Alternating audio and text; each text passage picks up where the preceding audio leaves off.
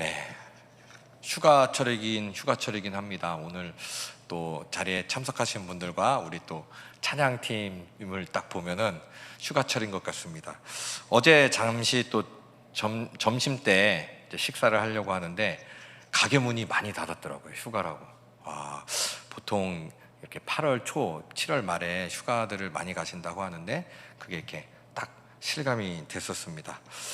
그래서 참 당황스러운데 그래도 당황하지 않고 하고 있습니다. 오늘 찬양팀 땜빵으로 왔는데 이렇게 네 분이 이렇게 또 아름답게 또 숨기고 또 찬양을 딱 시작하는데 한 7분 앉아 계셨나요? 당황하지 않고 찬양 끝나고 올라오는데 기도를 해야 되는데 옷은 또 저기 있고 해서 또 그래도 당황하지 않고 별로 티 안 났죠? 많은 분들이 저한테 그러시더라고요. 별로 긴장을 안 하는 것 같고 별로 떠는 것 같지 않고 표정이 항상 뭐 여유가 있고 그렇다고 이렇게 말씀하시는데 쿵쾅쿵쾅 뜁니다. 아까도 잘 안 될 때 막 쿵쾅 어떡하지 막 이러면서 했는데 근데 딱 제가 이렇게 표정 관리가 안 될 때가 있는데 그거는 이제 저희 아내밖에 모릅니다. 운전할 때 차가 막히면 표정 관리가 잘 안 되는 것 같습니다. 그때 얼굴에 좀 짜증이 이렇게 있으면서 좀 그런 게 있는데 그래도 당황하지 않고 또 말씀을 시작하겠습니다. 세상의 인간관계는요 사람을 따라서 형성됩니다. 당연하죠. 인간관계가 사람끼리 하는 거니까 뭐 당연한 말인데 근데 보통 보면 내 마음에 드는 사람, 내 의견에 동조하는 사람, 내 생각을 편들어주는 사람, 나와 인맥이 있는 사람, 이렇게 사람은 자기를 중심으로 해서 그 관계가 형성이 됩니다. 처음에는 내 마음에 들기 때문에 서로 사이좋게 지내고 연합을 하다가도 나중에 사소한 일로 인해서 또 자기의 유익에 따라 또 이렇게 계산적으로 그런 것들이 굳건하게 보이던 관계가 깨어지는 경우를 종종 볼 수 있습니다. 이것은 바로 사람을 따라서 움직이는 결과입니다. 그 사람을 나의 상황과 환경에 맞추고 나의 성향에 맞추고 그렇게 맞추려다 보니까 그게 맞지 않으면 그냥 버리는 겁니다. 배신하는 겁니다. 뭐 정치권에서 많이 이런 일들이 있죠. 이제 선거나 이런 거 할 때는 딱 같이 이렇게 하다가 이제 선거 끝나고 뭐 그렇게 되면 또 이렇게 헤어지는, 그 잘 지낸 것 같다가도 그렇게 헤어지는 자신의 계산에 따라 또 짜증나니까 내 마음대로 안 나고 내 마음에 안 따라와주고 이런 게 바로 이런 인간관계가 종종 일어납니다. 인간관계라는 것이 얼마나 믿을 것이 못 되는지 오늘 본문을 통해서 알 수 있습니다. 오늘 본문의 내용은 우리가 보여지는 그런 인간관계를 잘 보여주는 것 같습니다. 오늘 본문의 내용을 이해하기 위해서 지금까지 그러니까 이 사건에 대해서 일어났던 그런 상황들을 다시 한번 정리할 필요가 있습니다. 이것은 이제 기드온과 연결이 되어 있는 겁니다. 이스라엘을 미디안의 압제에서 기드온이 구원해냈습니다. 물론 자신이 한 게 아니죠. 하나님의 은혜로 철저하게 약한 자였는데 강한 미디안을 이겼습니다. 그러니까 이스라엘 사람들은 기드온을요 영웅시했습니다. 또 기드온을 따라갈 만한 그 당시에 영웅이 없었기 때문에 이스라엘의 마음은 한결같이 기드온에게 향해 있었습니다. 그러니까 기드온이 뭐 하자고 하면 다 따라갔죠. 이런 모습도 사실 종종 우리 인간 사회에 있어서 보게 됩니다. 정말 누가 영웅처럼 딱 등장하면은 그냥 그 사람 말이면은 무조건 다 따라갑니다. 그런데요, 이제 문제가 생기는데 기드온이 죽자 문제가 바로 발생합니다. 그것은 기드온의 아들인 아비멜렉이 왕이 되고자 했던 것입니다. 계속 살펴봤던 말씀이죠. 아비멜렉이 왕이 되고자 하는 이 야망을 가진 겁니다. 그리고 자신이 왕이 되려고 딱 봤더니 기드온이 아들을 너무 많이 낳아놨죠. 70명이나 이제 이복 형제들이 있었던 겁니다. 그러니까 아비멜렉은 이 70명을 다 죽이게 됩니다. 네, 그래서 그때 이거 설명드리면서 아마 제가 이방원 얘기도 좀 했던 게 기억이 납니다. 근데 이 죽이는 과정에서 자기 혼자 힘으로 안 될 것을 아니까 세겜 사람을 찾아가는데요. 이 세겜 사람은 바로 아비멜렉의 외가가 속해 있던 족속입니다. 사람들입니다. 그리고 이 외가를 선동해서 세겜 사람이 다 내 편을 들어줄 수 있도록 요청을 합니다. 근데 진짜 세겜 사람이 다 아비멜렉 말을 들었죠. 아비멜렉 편이 되었죠. 그래서 이 세겜 사람은 아비멜렉을 도와서 이복 형제를 다 죽이게 됩니다. 70명. 그 중에서 이제 한 명이 살아남았는데 그게 바로 저번 시간에 살펴봤던 요담이었습니다. 요담이라는 형제가 살아남았는데 이 형제가 그래서 이 상황을 무화과나무, 감람나무, 포도나무, 가시나무를 예화를 들어서 이 우화 같은 예화를 들어서 이 상황들을 설명했었습니다. 결국 아비멜렉의 이복 형제들은 이런 그냥 늘상 우리가 일어나는 이런 인간관계에 의해서 결국은 몰살당합니다. 자기가 필요할 때는 형제였다가 자기의 앞길에 가로막히게 되고 자기의 그런 유익과 만족에 장애가 되니까 그냥 여차없이 죽인 겁니다. 이 아비멜렉의 야망에 의해서 이렇게 됐죠. 이러한 인간관계에 대해서 하나님이 어떻게 보응을 하시는가라는 것이 바로 오늘 말씀입니다. 22절에서 57절까지 다 읽지는 않았는데요. 이 말씀은 한마디로 인간관계의 분열입니다. 서로 자기 마음에 맞는 사람을 골라서 싸우는 관계가 돼버린 것, 이것입니다.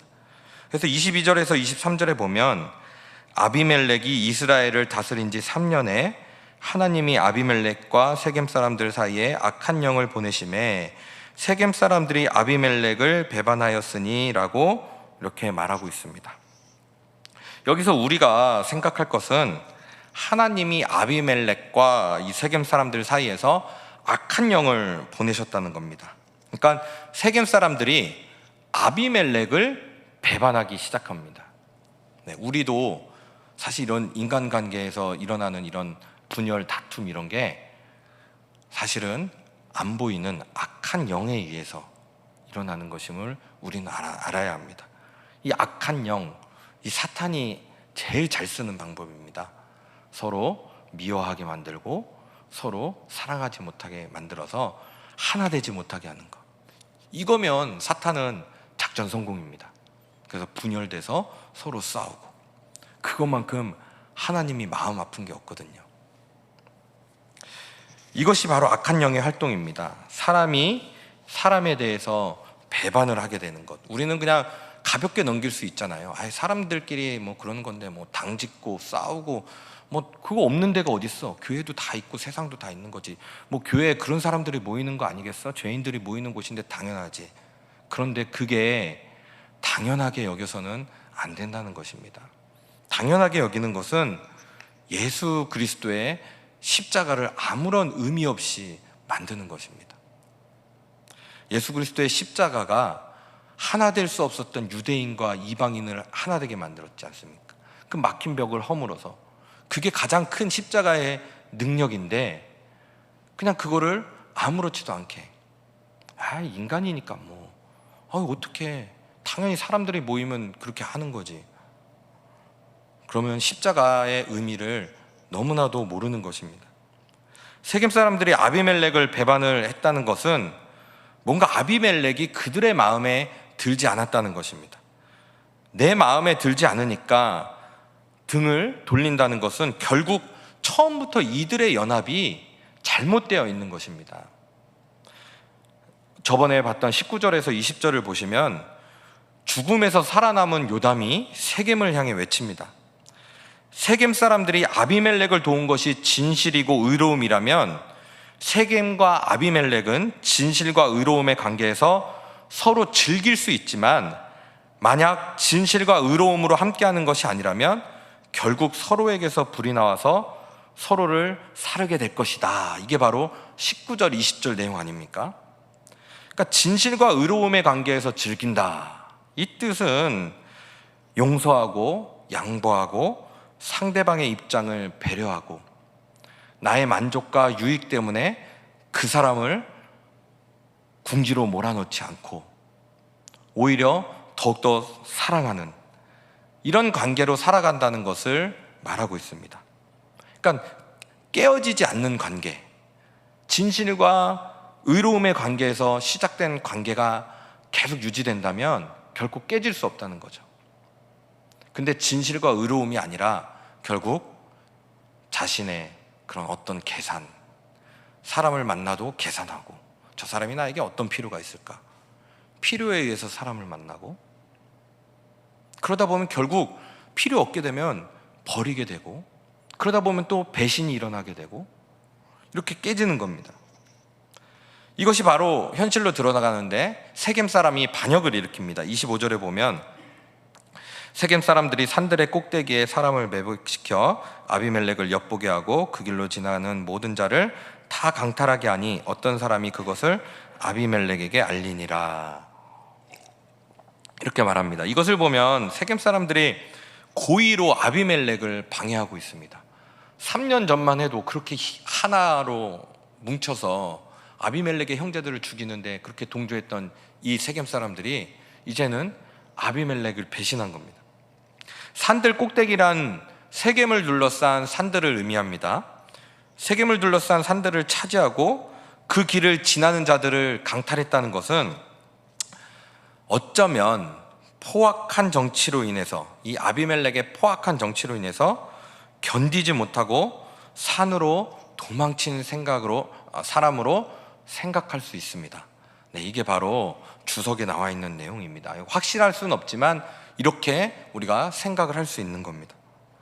어쨌든 이들의 행동은 노골적으로 아비멜렉을 방해하고 도전하고 있는 것을 알 수 있습니다.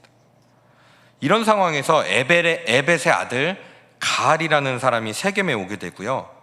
세겜 사람들은 이제 또 그를 의지하기 시작합니다.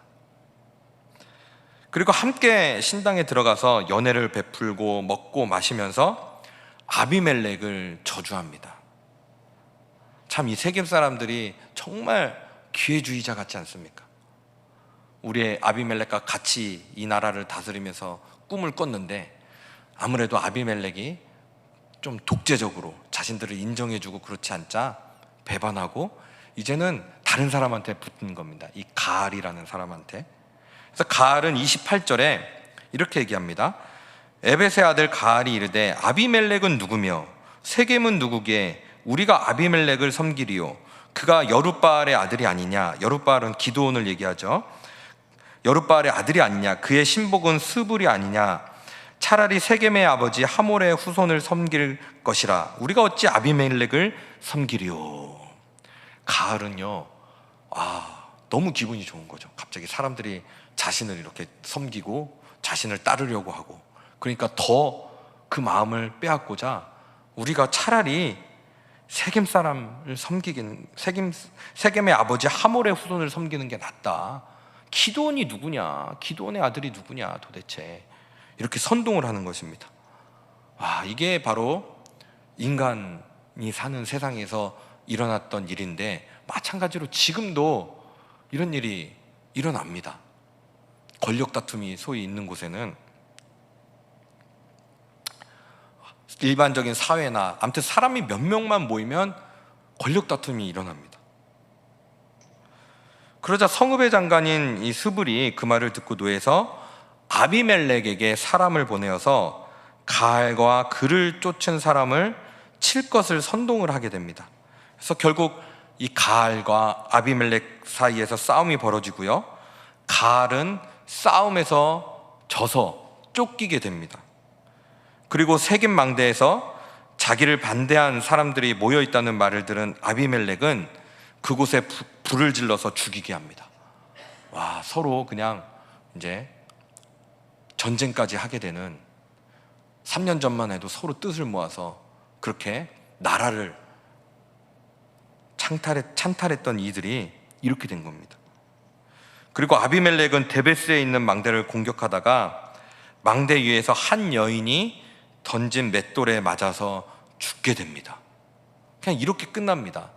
여기서도 아비멜렉이 승리한 것 같았는데 결국 망대 위에서 한 여인이 던진 맷돌에 맞아서 죽게 되는, 참 아무것도 아닌 그 권력, 아무것도 아닌, 이렇게 죽을 바엔 아무것도 아닌 그것에 이렇게 서로 죽이고 싸우고, 내가 더 높네, 내가 더 너보다 잘났네, 그거 하다가 결국은 그냥 한 여인이 던진 맷돌에 맞아 죽고 마는,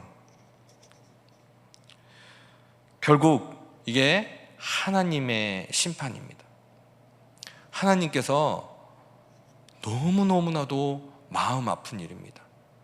하나님을 믿는 사람들이 서로 하나 되지 못해서 자기 주장, 자기 생각, 그게 또 그렇게 되면 자기 생각과 뜻대로 되면 또 그게 자기가 힘이 있는 것 같고 자기가 뭔가 이룬 것 같고, 이런 것 때문에 서로 치고받고, 그러다 결국 하나님께서 이렇게 심판을 합니다. 악한 영의 활동이 이렇게 심판을 받게 되는 것입니다. 우린 이 말씀을 보면서 악한 영이 활동한 결과가 인간관계에서 어떻게 드러나고 있는지를 알 수 있고, 이것이 얼마나 하나님께서 마음이 아프고 심판을 하셔야 되는 일인지 알 수 있습니다. 그러니까 인간관계에서 단순히 싸우고 뭐 나뉘어지고 아무렇지 않다고 생각하는 것, 그것 자체가 너무나 큰 죄입니다. 하나님은 그게 정말 마음 아프거든요. 모두가 자기만 생각해서 그렇습니다. 이게 바로 사탄의 생각 아닙니까? 원래 하나님이 우리 인간을 지셨을 땐 하나님을 찬양하고 바로 자신의 배필인 하와를 생각하는, 그러니까 자기 자신이 아니라 하나님과 이웃을 위해 살아가게 지었는데 결국은 다 자기 자신 중심적으로, 인간관계도, 사람을 만나는 것도, 누군가 내 마음에 들지 않으면 다른 사람을 또 내 편으로 만들어서 함께 공격하려고 합니다. 이게 바로 새죠, 새. 자기 새를 만듭니다. 그런데 결국 그 사람 역시 내 마음에 들지 않게 될 것이고요. 그러면 또다시 그 사람을 공격하기 위해서 다른 사람을 끌어들이고, 사극을 보면요, 이런 장면이 너무 많이, 다 하긴 사극이 거의 다 권력 싸움 얘기더라고요.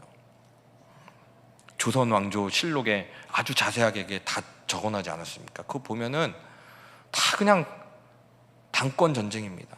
동인 서인 뭐 남인 북인 나눠져 있고, 뭐 그래가지고 노론 소론, 뭐 누가 이때는 누구 권력이 더 세고 저걸 없애기 위해서 어떻게 하고, 아무리 뭐 정조 같은 성군이 나와도 그 정조에게 딱 붙어가지고 어떻게든 정조를 무너뜨리려고 하는 그런 세력들, 또 어떻게든 정조와 함께 이거를 막으려고 하는 그 세력들, 계속 그 권력 다툼으로 평생을 그렇게, 조정이 그렇게 시끄럽습니다.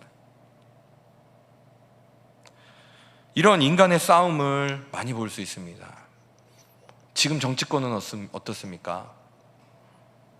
나라를 위해서, 국민을 위해서 이렇게 우리가 투표를 하고, 또 하나님의 뜻대로, 비록 이방인일지라도 하나님의 뜻대로 잘 통치할 수 있도록 우리가 기도하고 하는데, 매번 정권이 바뀌어도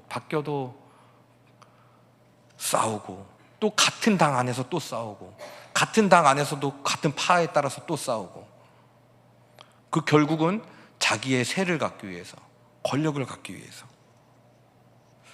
그러한 싸움을 보게 될 때마다 단순히 에휴 사람이니까 이게 아니라, 이게 바로 악한 영의 활동, 이 사탄에 심각하게 우리가 조종당하고 있는 것임을 알 수 있습니다. 그래서 우리는 이러한 세상에서 교회로 모입니다. 근데 마찬가지로 교회 역시 인간의 모임입니다. 그런데 교회는 세상과는 다른 모임 아닙니까? 세상의 이런 관계, 이런 것은 인맥을 따지고 출신을 따지고 또 여러 가지 조건을 따지고 이렇게 하지만 사실 교회는 그런 것을 따지지 않습니다. 그런 것을 따진다면 아니 뭐 어쩔 수 없지 이게 아니라 회개해야 됩니다. 교회는 그리스도의 십자가의 은혜를 중심으로 모인 곳이기 때문입니다. 오직 주님의 은혜를 아는 마음으로만 모이는 것입니다. 이게 바로 아까 말했던 진실과 의로움입니다. 주님이요, 우리 예수 그리스도께서 우리를 계산적으로 대하지 않으셨습니다. 야, 내가 쟤를 위해서 십자가에서 죽으면 쟤는 나에게 이렇게 하겠지. 내가 이렇게 쟤를 위해서 이렇게 하면 내 앞길 가운데 뭔가 뻥 뚫리는 그런 일들이 있겠지. 아, 쟤를 이용해서 이렇게 하면은 되겠지. 아, 쟤는 출신이 이렇고 쟤는 지금 어느 정도 재산이 이 정도 있고 학벌이 이러니까 내가 쟤를 구해줘야지. 쟤는 나랑 같은 고향 사람이니까 그렇게 해야지. 이런 게 없으십니다. 주님은 아무 조건 없이 아무 계산 없이 본인의 상황에 따라 우리를 대하지 않으십니다. 그런데요, 우리가 이 인간관계뿐만 아니라 여기서 하나 또 짚고 가야 될 거는 우리가 예수님을 대할 때는 어떻습니까? 나의 상황과 환경에 따라서 예수님을 대하지 않습니까? 내가 뭔가 막 세상 가운데서 분주하고 뭔가 막 급한 그런 게 있으면 먼저 밀려나는 게 뭡니까? 예수님이 뒤로 밀려나지 않습니까? 그러다 이제 내가 좀 여유가 있고 편안해지면 아, 이제 신앙생활 좀 가서 해볼까? 교회 좀 나가볼까? 예수 한번 믿어줄까? 근데 예수님은 언제나 우선순위가 우리이고 우리가 어떻든 간에 결코 우리에게 조건을 거시고 계산하시고 그러지 않는데 저의 모습도 그렇고 참 예수님과의 관계에 있어서도 조건이 달릴 때가 많고 또 항상 내 상황이 먼저고 내 환경이 먼저고 사실 진실과 의로움의 관계가 예수님과 일어날 수가 없습니다. 근데 그래도 일어날 수 있는 것은 예수님이 끝까지 그것을 붙들어 계시고 끝까지 우리를 신실하게 한 번도 변치 않으시고 인도해 주시기 때문입니다. 그래서 이 교회에서는 내 마음에 드는 사람, 나와 연고가 있는 사람, 나에게 잘 대해주는 사람 등으로 이런 것을 따지며 끼리끼리 모이지 않는 곳이 교회의 본질입니다. 사실 이것부터 교회가 만약에 타락됐다 그러면 이것부터 먼저 증상이 나타납니다. 파당이 딱 갈라져서 고린도 교회가 그러지 않습니까? 자신이 마음에 드는 사람들끼리만 고향 출신으로만 뭐 혈연 있고 지연이 있고 이러한 관계로 형성되면 결국 그 속에서 배척받고 상처 입는 하나님의 백성이 나타납니다. 하나님이 얼마나 마음이 아프실까요? 우리는 그런데요, 항상 이런 사탄의 공격 아래 살고 있습니다. 사탄이 물론 그런 전술도 쓰죠. 우리의 일이 잘 안 되게 하고 자꾸 우리를 어떤 세상적으로 빠지게 하고 뭐 하나님께 관심 갖게 못하게 하고. 그런데 정말 치밀한 전력은 딱 들어가서 시기심 하나 넣고 사람을 하나님의 형상으로 보지 못하게 하고 성향에 따라서 보게 하고 이렇게 해서 나누고 사단의 뜻이 나뉘어지다 뜻이 아닙니까? 아주 가장 본질적인 그런 사탄의 공격입니다. 그런데 이 사탄의 활동에서 우리를 지키시는 분이 바로 성령님이십니다. 성령님은 항상 우리에게 그리스도의 은혜를 생각나게 하십니다. 그래서 그리스도의 은혜를 마음에 두고 교회는 한 성령 안에서 모이는 것입니다. 그렇기 때문에 악한 영의 활동에서도 깨어지지 않는 교회로 드러나게 되는 것입니다. 성령님이 하는 일이 무엇입니까? 계속적으로 우리가 예수 그리스도를 생각하게 하고 계속 예수 그리스도의 십자가의 은혜를 기억하게 하고 오직 예수 그리스도를 드러내는 분이 성령님 아닙니까? 계속 우리 안에 예수 그리스도, 십자가, 그분이 우리에게 행하신 일, 이것이 우리 안에 실제가 된다면 결코 자존심 하나 때문에, 그런 것 때문에 막 사람을 무시하고 멸시하고 폭력적인 언어, 이렇게 할 수가 없는 것입니다. 우리가 교회로 모였다면 우리는 예수 그리스도의 마음에 관심을 두어야 합니다. 언제나 신실하신 우리 주 예수 그리스도, 우리가 어떠한 배신을 해도, 우리가 어떻게 마음을 아프게 해도 끝까지 우리를 신실하게 한 번도 버리지 않으시고 진실과 의로움의 관계를 간직하시는 예수 그리스도, 내 허물을 용서하신 주님의 은혜를 마음에 두고 모일 때요, 우리는 어떤 사람에 대한 섭섭함이나 미움을 드러내기보다는 오히려 그 모습을 보면서 그게 나의 모습이구나, 나도 동일하게 그 모습이 있구나, 내 허물이구나, 이것을 알게 될 것입니다. 악한 영은 결국 자기 것을 드러내게 합니다. 자기를 양보하지 않고 자신의 이익을 염두에 두고 사람을 바라보게 하고, 그렇게 사람을 맺어지게 합니다. 그러다 결국은 파멸로 몰고 갑니다. 결국 싸움과 다툼이 있을 수밖에 없습니다. 이것이 바로 사탄의 전략인데요, 이것은 정말 그리스도의 몸이 아닙니다. 우리가 교회에 모이는데 결코 하나님이 원하시는 교회의 모습이 아닙니다. 하나님은 이런 악한 영의 활동을 허용하셔서 그리스도의 몸을 확인하시는 것입니다. 과연 이 교회가 나의 십자가의 은혜, 십자가의 터 위에 세워져 있는 교회인가? 아니면 겉은 화려한데 고린도 교회처럼 각종 은사가 있고 각종 프로그램이 있고 모든 막 교회가 막 잘 돌아가고 하는데 결국은 안엔 다 골마 터진, 모든 문제를 다 갖고 있었던 고린도 교회의 모습처럼, 그 그리스도의 몸은 그런 외형적인 것들로 판별이 나는 것이 아니라 바로 이 안에 모인 성도들, 하나님의 백성들이 얼마나 그리스도의 마음을 갖고 있으며 얼마나 자기 자신을 버리고 서로 하나 되려고 하고 있는가, 이게 바로 교회입니다. 교회에서 수시로 드러나는 것은 우리들의 마음인데, 우리 마음은 악할 수밖에 없음을 잊지 마시고 늘 그리스도의 마음이 어떤지 기억하시기 바랍니다. 누군가에게 섭섭함이 있을 때, 누군가가 내 마음에 들지 않을 때, 그래서 그를 욕하고 싶을 때, 이것이 과연 그리스도의 마음인지, 내가 그리스도 은혜 아래에 있는지 생각해 봅시다.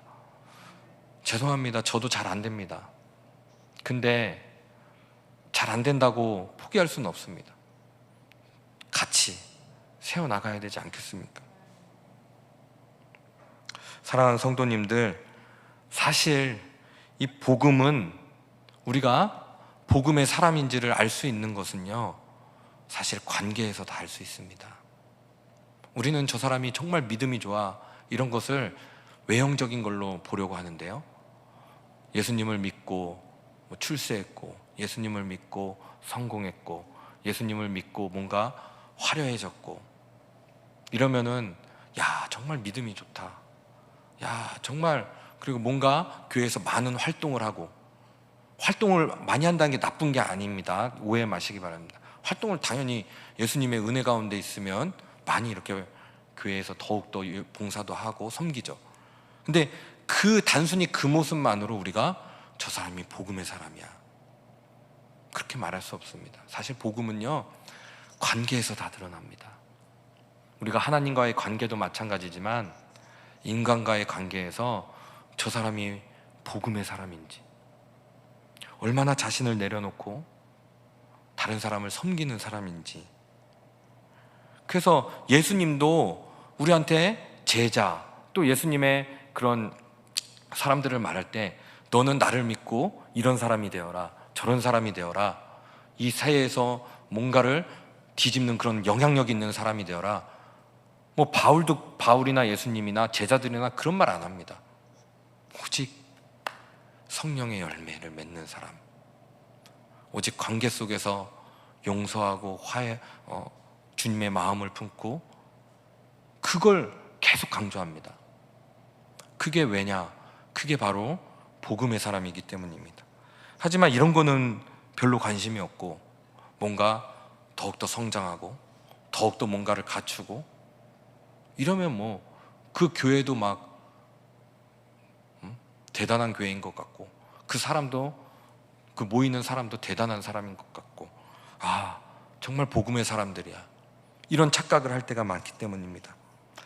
사랑하는 성도님들, 먼저는 우리가 날마다 하나님과의 관계 안에서 늘 주님 안에 거하여 정말 주님께서 얼마나 우리를 신실하게 사랑하시는지, 아들을 내어주면서까지 끝까지 우리를 사랑하시는 그 진실과 의로움을 그런 관계 속에서 맺어가시고, 그것을 인간과의 관계에서, 우리 사람들과의 관계에서 내가 정말 복음의 사람인지, 내가 정말 믿음의 사람인지 이 관계를 통하여서 점검하시고, 그래서 하나님과의 관계, 우리 사람들과의 관계 속에서 복음의 사람으로, 복음을 영화롭게 하시는 저와 성도님들이 되시길 예수님의 이름으로 축원드립니다. 말씀을 기억하시면서